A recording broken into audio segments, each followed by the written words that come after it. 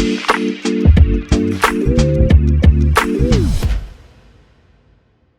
right, hello, and welcome back to another episode of the Chase Thomas Podcast, where I'm still the aforementioned Chase Thomas, coming to you live from Knoxville, Tennessee. Everything School HQ, baseball preseason number 2, basketball top 10, football top 5, down there in Athens, Georgia. The lowly football school lonely, where they just punt on basketball and baseball season. Their Super Bowl next week, and then it's just back to hibernation for the Georgia Bulldogs faithful. Will Leitch, how are you, sir? Hey, they beat Bruce Pearl just last night. By the way, they did beat I was Bruce there. Pearl. And as a thank you for having me. As an Illini guy who remembers when Bruce Pearl was the very shady assistant to Dr. Tom Davis and got Illinois unfairly suspended. Get in trouble with the NCAA for 2 years when I was in middle school, and Bruce Pearl got banned from the sport after that. Anytime Bruce Pearl suffers, I'm happy. So, as a former Tennessee guy, do you guys still hate him?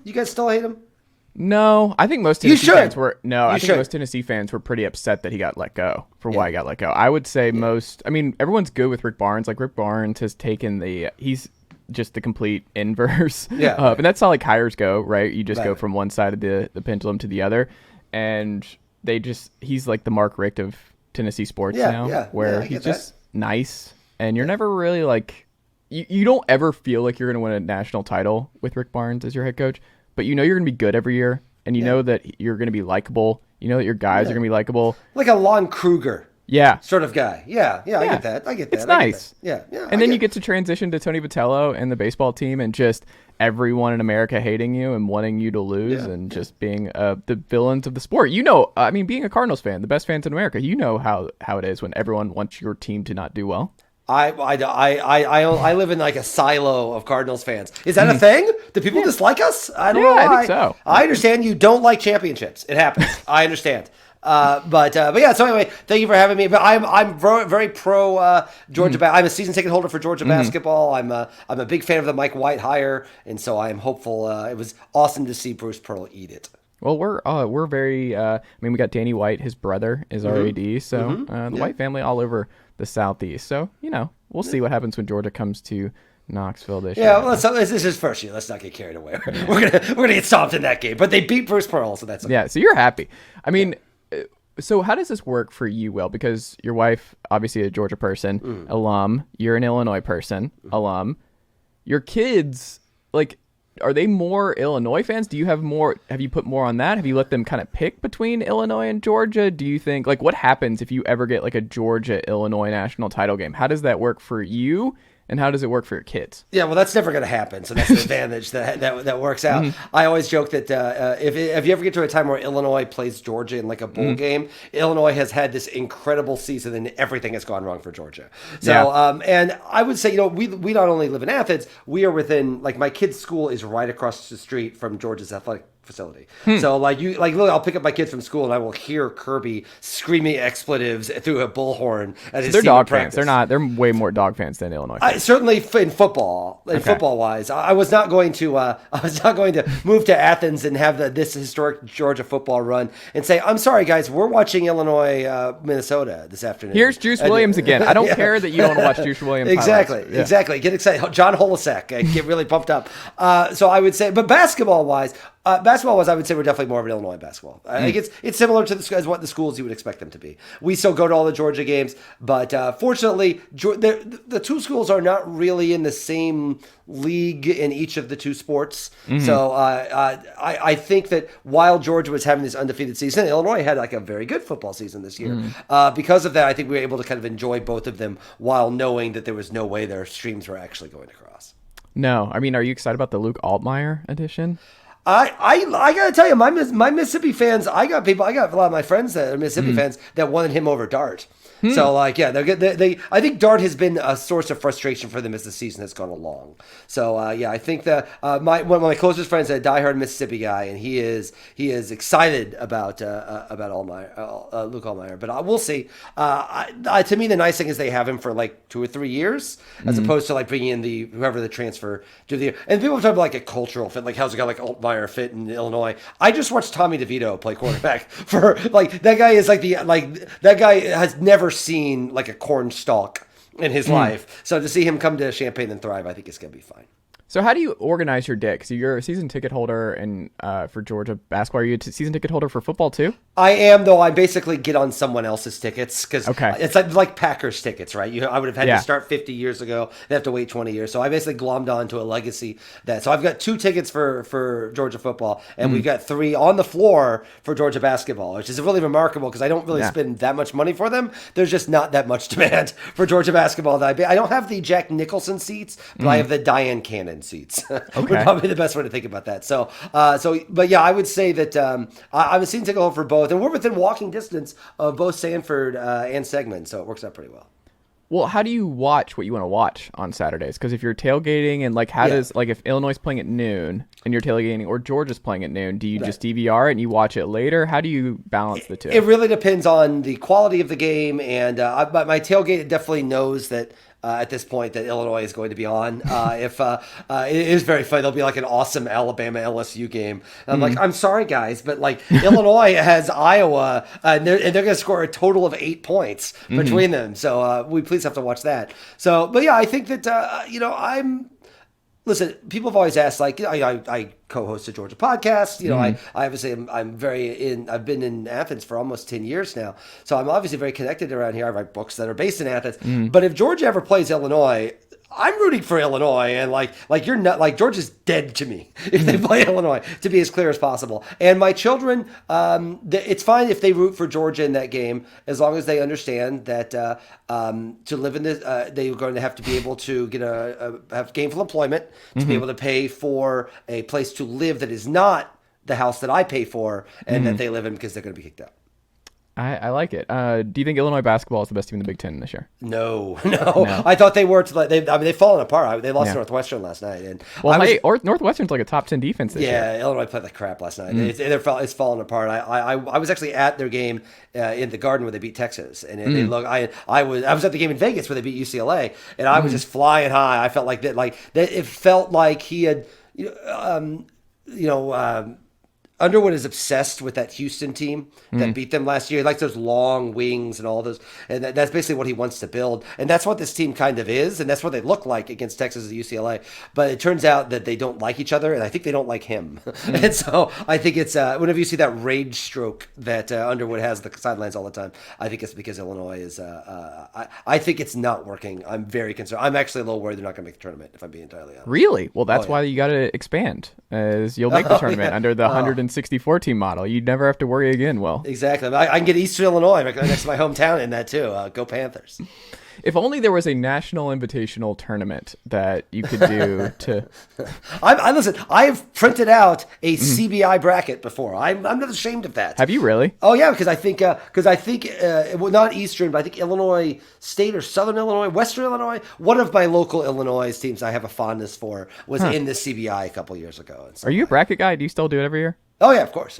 I still do brackets. I am just as nerdy about this stuff as when I was doing on the back of a steno pad when I was 12. Like, there's no question about that. But you're definitely a scorebook person, right? Oh, no question. I have a CS Scoremaster, leather bound. I'm always afraid they're not going to make them, so I have like 50 of them in my closet in case they stop making them, and I will make sure to have them to last me the rest of my life. In my important papers drawer, I've got like passports, tax documents, and scorebooks. So that's if the house was burning down, that would be one of the first things that I got. The children would be at least second. There you go. That's funny. I'm curious too, because I take notes. Like, I have my notepad right here on everything I watch every day, sports related. Do you take notes, like, for your columns and stuff throughout the week? No. So you watch all your sports stuff outside of baseball with no notes. Oh yeah. I try to, even baseball, I keep score just as, like, it's not like I'm keeping score to be like, oh, well, I have to make sure to make a note of this when I write about this later. Yeah. I've been keeping score since I was 17, so it's not really a journalistic thing. I would argue, I write about movies a lot, and there's two school of thoughts about writing about movies. One people is you're in the dark and you diligently take notes, and the other, and this is kind of my school, I'm very much of the you are experiencing this the way that the average consumer is experiencing it, the average readers can experience it, and so you should react accordingly. And I think that I think a lot of film critics and I think a lot of sports writers get so bogged down in the details.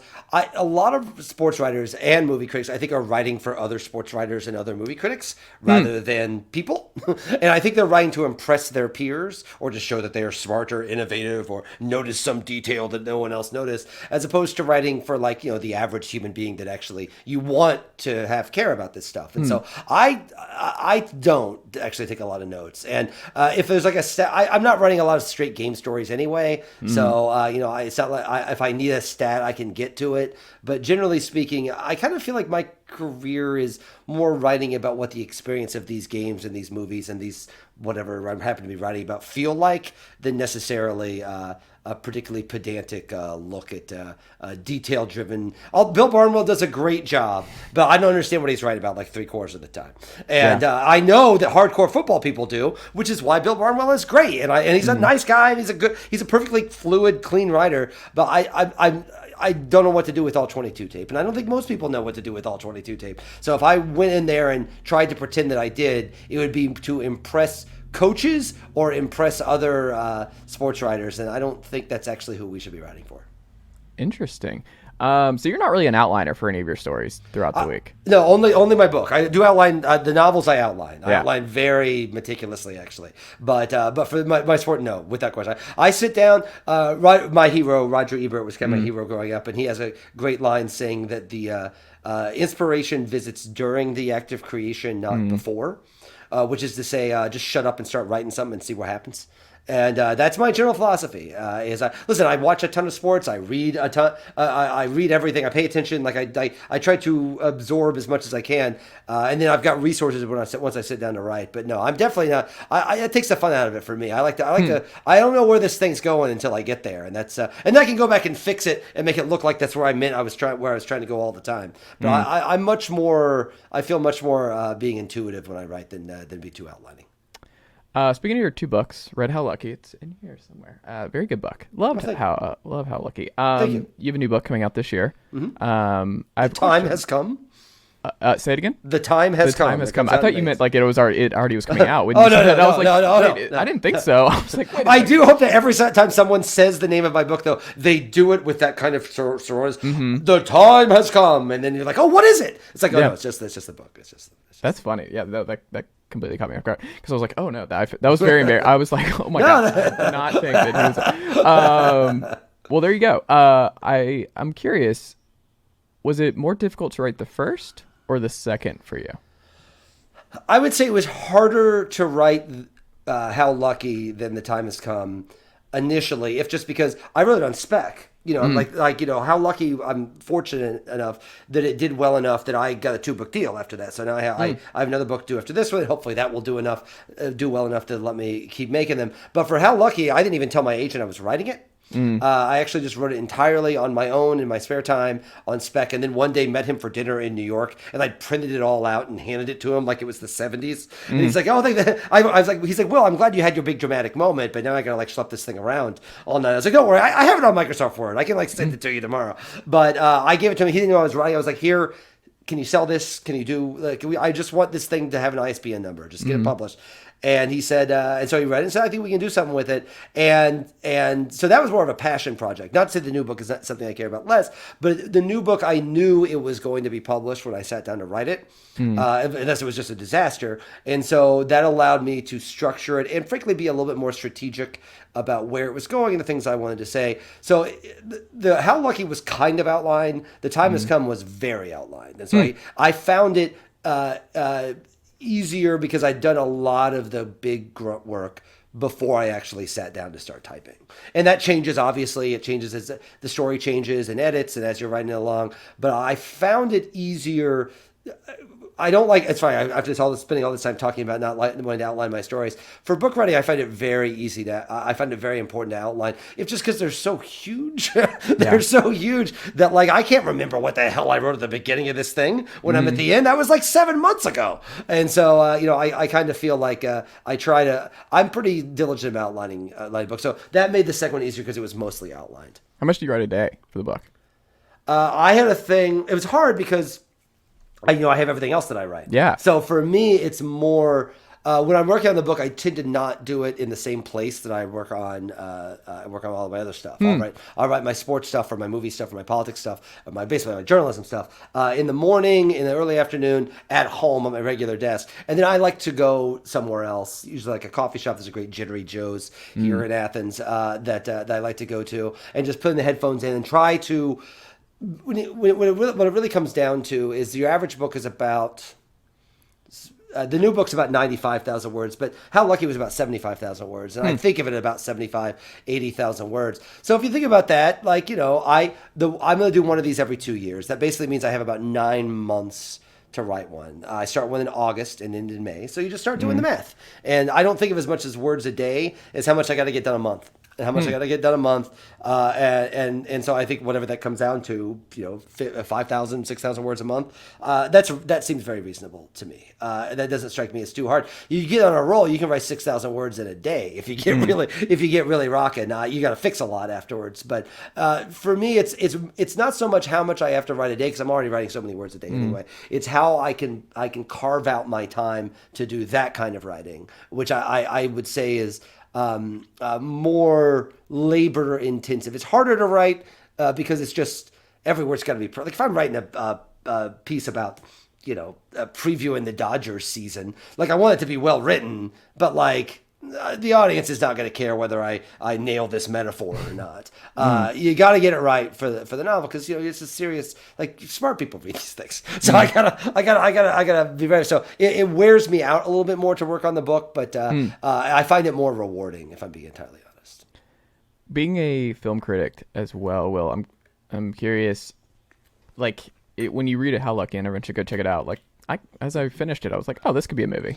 Do you ever think about that with your books? Because you're like, is there some sort of screenwriter brain that turns on as you're writing these? I've never written a screenplay, but I would say this is a terrible thing for a novelist to say, but I read a lot more movies I watch a lot more movies than I do read books. I read a lot of books, but I watch a lot of movies. And so, how many movies do you watch a week? Last year, I actually just counted this because we did our end of the year podcast, the Will Leitch movie podcast I do. I saw 134 new movies last year. Wow. New movies. So movies that were released in 2022. So you're not going back and watching old movies. You're not watching things you've already seen. When I get a chance, that's watching movies for pleasure. Yeah. And I do try to do that. I don't know how many, I can't tell you how many I watched at a time, but I certainly saw 134 new movies last year. And so, which is why people ask, like, how do you do that? Well, I never have any, I don't think I watched like 3 TV shows last year. Everybody else is always telling me, oh, have you heard of this show? Have you seen this show? It's so great. I'm like, I have no time. I have to go watch Tar twice.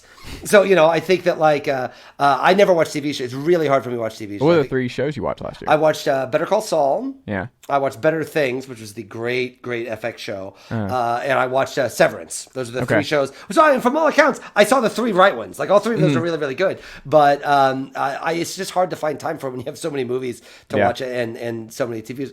But I would say, so I saw 134 last year. And I would say, to answer the larger question, I would say, I think of things in terms of movies that I've loved more than I think of things of books that I love. Like How Lucky, Rear Window is one of my favorite movies. So there's clearly, it's my Rear Window book. One of my favorite movies of all time is Robert Altman's Shortcuts. A lot of people, it's not available for streaming anymore, so most people have not seen it. But it's one of my favorite movies of all time. Directly inspired Magnolia, which is to say it's about a wide number of characters who you meet throughout their day, and then at the end of the day, something big happens that connects them all together.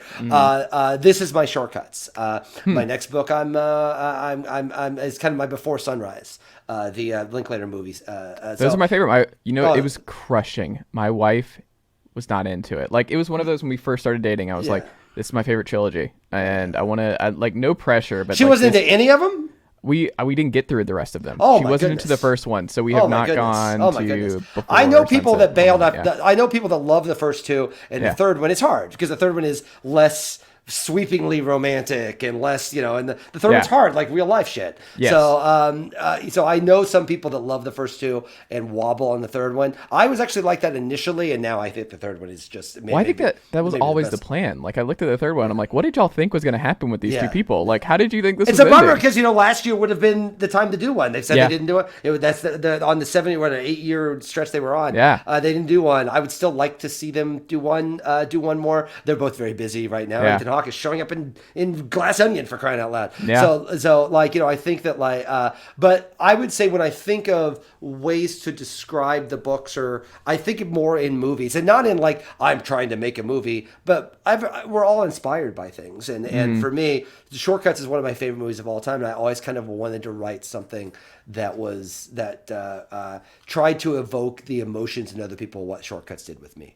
And I've read all those Raymond Carver stories. The Shortcuts is based off a bunch of Raymond Carver stories. So certainly there's a literary aspect to it, but I do often, it is probably a fault of mine as a fiction writer, is I tend to think more in concepts of movies. And some people think the books feel cinematic.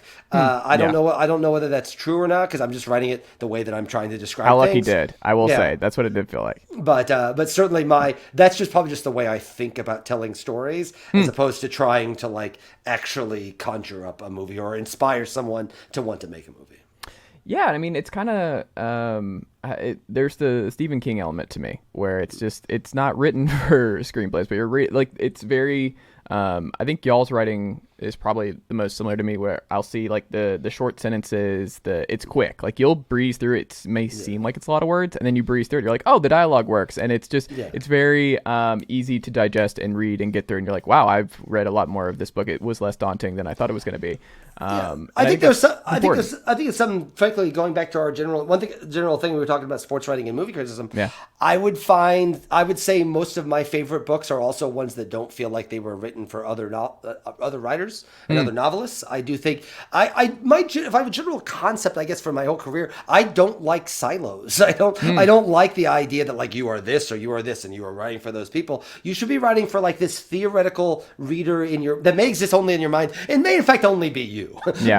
But I feel like you should write for that person, not for I hope you'll make this into a movie, or I hope I hope the other people in my writing class all really admire this thing that I'm doing. Like I find it's some of the insular communities, like, and then like what this is gonna sound weird, but like one of the concepts of the new book, there's 7 major characters, and one of the things I noticed when I read a lot of books. People that are really into books only know things from the book world. I always think of Where the Crawdads Sing, if you've read it, but like the main character like lives out in the yonder hinterlands, and eventually she gets a job, and the writer makes the job book writing. I'm like, sorry, there's like a whole other bunch of other jobs. There's a whole bunch of other jobs out there, and so the characters. This is gonna sound like a weird thing to say, but the characters in the new book don't read books. I kind of explicitly wanted it to be about normal people. Not to say that like people that read books are not normal. I read books, and I guess I'm kind of not normal. But I think generally speaking, I think a lot of times people, because particularly as people. You see this in movies too, as people watch movies less than they used to and read books less than they used to. There's this instinct that writers or filmmakers want to make, where they're like, oh, we have to justify what's great about the book and great about the movie. It's why like every Oscar movie this year was about the power of the movies. It's like that. It makes me a little nervous that like as someone that loves movies, that there's so many movies that came out this year that were like, what? Movies are great. No, please come back. It makes me worried about the extinction of movies. And I feel like that a little bit about books. I feel like people like to write about the world of books. And I don't really find that particularly interesting. So for me, it's a lot more fun to write about, normal people stuff. Yeah, I had never really considered that, but it's also interesting. I think it was like 50% of college graduates never read a book again after college. It's something crazy like that, where I showed my wife the stats where I'm like, I don't know if you run into this, but it's like I never know who to talk to about books. Where my bookshelf is just so full of things that I'll never be able to talk to anybody about. And I would always get so excited when I meet somebody like, "Oh, you read that? That's amazing. I just assumed you didn't read it. One thing I've learned now that I've been writing, because again, How Lucky came out 2 years ago. Like, I hadn't had a book within for 10 years. And so one thing I've learned now that I'm kind of more integrated into the book world are the number of people in my life that are very close to me that I consider very intelligent and very knowledgeable about the world. They're like, oh, I'm sure you're a books guy. I just don't read books. Yeah. I just don't read books. And I'm like, what do you mean you don't read books? Like, it's a weird thing to like have someone. Hey, and listen, when you're not that person, especially, it's like I don't understand it. I've never understood it. And I even understand like, listen, my dad doesn't read books, but my dad didn't go to college. He was an electrician, and he just cares about sports, and that's fine. Like, my dad's a smart guy, but he's not a educated college dude, and so I understand why it's weird for dad. The only book of mine he's ever read are the ones that are audio. So when he's walking the dog, so he's never read your book. He's listened. He's listened to How Lucky. Okay. He's listened to How Lucky but he just doesn't read, which is totally fine. But he didn't do the sports one because you wrote the nonfiction stuff before that. Yeah, but it's just not really his bag. It's just books are. It's just not. It was do just you fine. like that though, deep down a little bit? Because my dad reads all my stuff and listens to my stuff, and I would be lying if I said it never affected me. Like it's every day it affects me. I still feel like it's weird that I can text with my dad. Like, dad should be like a little bit more distant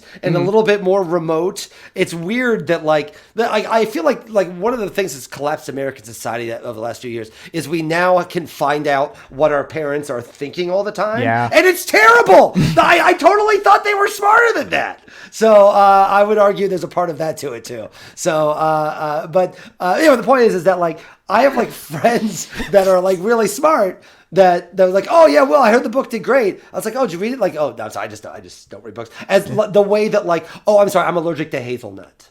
Like, sorry, I'm lactose intolerant. I don't read. Are you a person who subscribed to believe that reading a book is the same as listening to a book? I don't think it's the same. But I'm such a snob about it, where I will get so mad when people say I've read like 30 books this year and they're all audiobooks they read on the way to their morning commute. It's not the same, but I'll take it. Yeah. Would probably be the best way to put it. I think there are so few people that are even kind of engaged in the world of books that if you listen to an audiobook, I'll take it. It's not the same. I actually listened to How Lucky. Is a very excellent man named Graham Halstead who did a great job of the audiobook of How Lucky. But it was very strange because I'm not used, like I write all the time, and I'm not used to having people read my stuff back to me. I write stuff. I write for Medium, and they have a feature on there for their premium writers where they will actually. It's like an AI thing where you can listen to like a voice read your stuff. And first off, it makes me think everything I've written is just freaking horrible. And secondly, like listening to him, I actually was listening to How Lucky on my runs during the pandemic, and it was really weird because it didn't feel like my book at all. It did. I felt like someone entirely else had written it. And so when I pick up the book, I'm like, oh yeah, this is me. So that kind of scares you that like people are getting a completely different. Yeah, but I don't know. Maybe it's better. He's a better performer. Like he's a really good performer. He probably adds emotion to some parts of the book that I am probably maybe not good enough of a writer to get across. So it's definitely different. It's definitely a different experience. And whatever, man. If whatever gets people to listen to engage with the book, it to me is fine. I thought about this with my career, like with just being married now and thinking about kids and stuff, and you haven't too. Do you worry at all your kids being writers and then looking to you to be like, hey, Dad, can you guide us here? Do you deep down want them not to be writers? Oh, not deep down. I quite explicitly do not want them to be writers. I'm not going to discourage. I'm not going to be like I'm not going to be like the opposite of, I guess, what our parents were to us. Son, why do you want to get try to encourage them to be lawyers just because the opposite of me? Why is that the thing to go to for parents? Where my dad was like, oh, you like reading and writing? Like that's what you do. Just be a lawyer. And it's no wonder why there are so many miserable lawyers.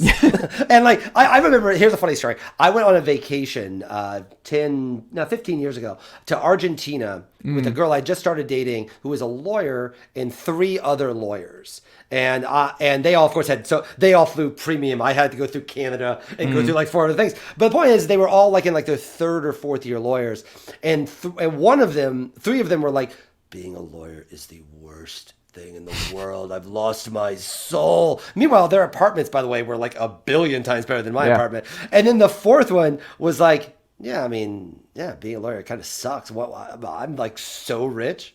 like what did you guys think we were doing here? And I would say that he is still a lawyer and doing very, very well for himself. And I think that I would argue, I would find a lot of the people that become lawyers, they do it like a couple of these people. They went to school for something else, and they finally hit this is more practical than being in philosophy, or more practical than being a journalist. But that's the absolute worst kind of person to be a lawyer. Yeah. Because like, if you want to be a lawyer, you should be a lawyer. You can make a lot of money at it and do very well for yourself. But if you like want to do something else, you're gonna hate being a lawyer. Yeah. You're gonna hate being a lawyer, and it's very weird to me. I think it's something that really smart people end up doing because they don't know exactly what they want to do, but they have this vague sense of they're supposed to be successful. And so they kind of go into being a lawyer. And I think that's kind of ingrained itself into the culture a little bit. The idea that oh, just go to law school. Go to law school. You're smart. You could do it.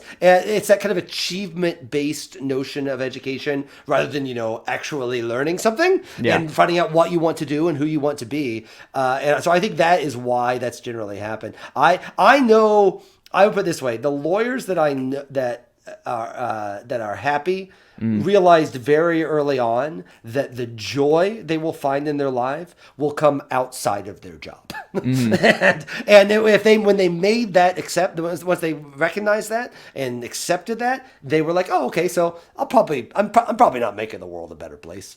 I'm probably not making the world a better place, but like my kids are gonna be able to go to college, and I can give a lot of money to charity, and I can spend time with my family, and I don't have to worry about money anymore.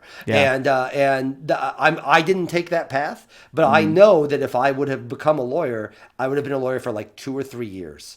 And I would have all the student debt to pay off and not have a lawyer job to do so. So, what do you think you would be doing right now if the writing didn't work out? I would still be doing it. It would be the most pathetic thing in the world. I would be the guy that like was still yelling about, do you remember the black table back in 2003 was on the vanguard of online journalism, as I like write 5 sad listicles for like and like for the one place that's still doing slideshows. I'm like, no, we can still. I'll rake Soderbergh movies for you, please. Like I would still do it, man. Like that's the curse, That again, we talked about this before we started, but like, I podcast, I do TV, and I do a whole bunch of other stuff, but like, writers write, man, and this is the only thing I ever really wanted to do. And so people always ask, like, what's the ultimate goal? Like, this is it. I get to write all day, every day. What more in the world would I possibly want to People do? always want to get the growth conversation with you, and there was a really good podcast I was listening to with Trip Crosby, who does these great YouTube videos, like how to, like what you can't do if you're not a dog in real life, and all these different things that just created just hundreds of thousands of millions of views. And then they got so concerned with growth and like mapping out how you grow and mapping out what the future is that they just stopped making videos. And it's like one of those things where I push back on people because it makes me anxious, where they're like, so where's the podcast going? Where's the writing going? And I'm like, it's just not how we should look at it. You know who talks like that? Lawyers. Yeah. Lawyers talk like that. Lawyers, it's all about growth. It's lawyers and like money dudes. Yeah. And that's fine. I'm not against money. Like, fine, do your thing. But like, that should not be imposed on people that have chosen different paths. And I understand that like, you got to make a living. I work pretty hard to make a living. But like the idea that everything is, so where's this going? Where's this going? I hate that question so much. It's like it's going somewhere that, like, just like I'm doing fine. Like, leave me alone. And I kind of feel it's a weird kind of, like, one of the reasons that I found, and the kids, now that I got kids, it's remarkable. My son Wynn, who's 8, has this friend who, my son is obsessed with Weird Al. He's obsessed with Weird Al, and he has this friend who thinks that Weird Al sucks. Not because he doesn't like his music. He has never heard any of his songs. But his number, when you go to Spotify, the number of regular listeners, or when you go to YouTube, the number of streams, the numbers aren't as high as there are for like the bullshit, horrible stuff. Yeah. So he thinks he thinks by definition that must mean that Weird Al sucks. That is the most depressing thing I can possibly imagine that we could give to our kids. I can't think of anything that would be worse than that. So this is why we can't, like, I don't know if we could be motivational speakers. I tell people where it's like, I never need to be sent back to my universities and like to talk about the future and everything else, where I'm like, no, like there's a strong possibility that you're really good and you never make it, or whatever making it actually means. But like, people might not read. There's so much good shit out there. Just make shit. Just make. I can't say it any more clearly than that. Just make shit. Just keep making stuff. Listen, I am not a genius to any stretch of the imagination. I have no special talents. I just keep making things and making things and making things and making things. And eventually, if you make enough things, people are like, okay, that's the guy that makes things. And I recognize that he's the guy that makes things. And they let me keep making more things. That's the goal. Stuff happens around it. Like, stuff happens. Don't worry about the stuff. It will come to you. Like, if you just focus on just the making stuff, other stuff will happen around that. And they'll be make sure that you're doing it for the right reasons. Yes. Make sure you're doing it for the idea.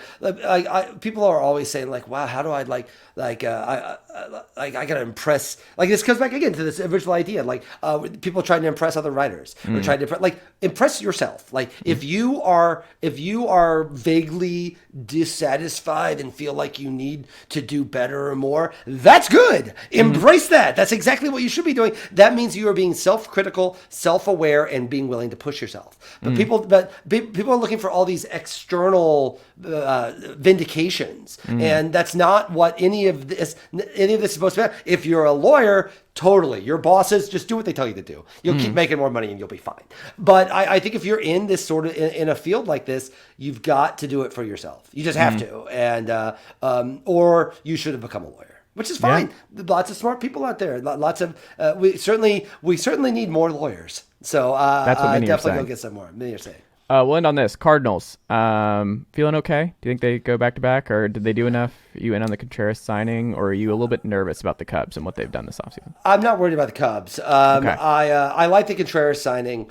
I wish they would have got a. I don't know if I understand why they didn't get another pitcher. Because Rodon, that was too much, and if you're not going to get like one of the top guys, don't get anybody. But their pitching is the Cardinals, for all the talk of Yachty and Pujols and everyone else. When their pitching is good, they win the division. When their pitching is not good, they don't. And I'm a little worried they're going to run out of pitchers. So that's my concern. But I also think it helps that the Reds don't care. The Pirates don't care. The Cubs are doing vague nods to caring, so their fans don't abandon them like they clearly should. Like, listen, I think Cubs fans are horrible people and are damned to hell. But they should be furious with that ownership. But like what they have squandered something beautiful and something. Bullying works. John Henry's out here giving 11-year deals to Rafael Devers after getting booed. Exactly. Bullying works. Exactly. And I went to Wrigley for the first time since before the pandemic this summer. Like that place looks like a hotel. Like it's all like it doesn't feel like Wrigley anymore. Really? The excuse me. The stadium feels like Wrigley. Once you're inside, it feels like Wrigley. Wrigleyville does not feel like Wrigleyville. It feels like Ballpark Village in St. Louis, which sucks. Or it feels like that the Power and Light District in Kansas City. It feels generic and corporate and lame. Inside the stadium, Wrigley is still wonderful, but outside, like those guys are terrible. Like they've ruined something. They've ruined something for nothing other than they're like corporate raiders that stripped out like the best part of a brand, and it's really, really terrible. And then the Brewers, I was hoping the Brewers were gonna trade Barnes and start dropping off. Their move for the other Contreras I thought was really smart, and I think the Brewers are still the biggest challenge. But I'll take the Cardinals right now. Yeah, I just. Being a Braves guy, like Sean Murphy will be fine. Like it's one of those where you bet on just who he is right now, and the Braves are going to maximize who he is right now, and d'Arnaud, and like they'll trade off DHing and stuff like that. But like Contreras is an all-star. Like Contreras' bat is legit, and if there's one organization in the NL Central that can figure it out catcher wise and turn him into a developmental catcher, I tell Braves fans, I'm like, there's a really good chance that Murphy is not better than Contreras very soon. But the Braves were like, we can't really waste time gambling on this. which I get, but Yeah. it is frustrating that like the Brewers weren't even supposed to be a part of that trade. Yes. And could have potentially got the best player and really didn't give up. They gave up that speedster that no one even really thinks is going to grow up in Ruiz is going to grow up into much. So I want the Brewers. Listen, this is what being a Cardinal fan is right now, is enjoying that the rest of the division is bad. And so just making sure you do enough to stay above that. And so I was hoping the Brewers were going to make another fallback. I think the Brewers are still going to be pretty good. Do you think you're in the tier, though? Because it feels like the Braves, the Mets, the Dodgers, and the Padres are in their own tier. The Cardinals are not in that tier. Okay. But the Cardinals don't have to be in that tier. I think if they had to be in that tier, if they were in the East or the West, they'd probably spend more, but they're not. So I don't think they have to be. I think that their goal is to win the division and take their chances in the playoffs. Do you think they're done this winter? Yeah, I think so. Okay. I think they're done. Will, this has been great. Had a lot of fun here. What can the good folks check out from you across the internet this week? The best thing I've got going on is you can just check my newsletter. I have a free weekly newsletter, William F. Leitch at williamfleitch.substack.com. It's free. It just comes out every Saturday. It's got links. But wouldn't it be more fun if you charged everybody for it? No, I charge. Listen, if you have to subscribe to New York Magazine to read my stuff. You got to subscribe to people already got to pay for this. Yeah. I'm definitely not going to make them pay for my Saturday musings about being a dad. So so I think that so there's that, and then the book The Time Has Come comes out in May, and I'll be littering all of your internet spaces with it. Man, you might get this a bunch where I'm like, wait, what? The time already came? Like, that's going to happen on your book tour. Like, that's okay. I can handle that. There you go. Will Leitch, thank you so much for making the time today. I greatly appreciate it, and we'll have to talk again soon. Of course. My pleasure, man. Keep up the great work. Happy New Year.